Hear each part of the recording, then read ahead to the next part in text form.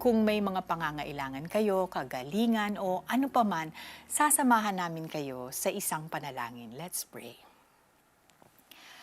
Heavenly Father, salamat at sinabi mo sa iyong salita na ang iyong biyaya, ang iyong ibibigay para ma-meet yung aming mga pangangailangan.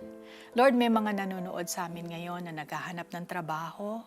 Panginoon, thank you, Lord, na may plano ka para sa kanila, may timing ka para sa kanila.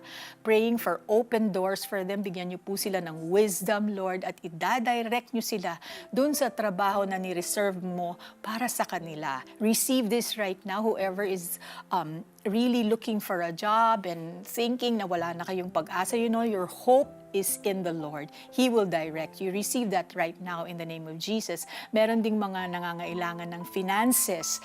Feeling nyo hindi na kayo aabot sa linggong ito dahil wala ng budget. You know, the Lord says, come to me, come to me. Tayo manalangin sa Kanya, humingi tayo ng wisdom kung paano natin i-manage ang ating mga pera. Pero most of all, look at Him because He is your help. Sabi niya, I will provide for you. I will meet all your needs according to my riches in glory, sabi ng Panginoon. Tayo lumapit sa Kanya. There are also those who are watching us na meron kayong mga relationship problems, nabibigatan kayo, hindi nyo na alam kung anong gagawin ninyo. Alam mo, ang Panginoon, He is the author of relationships.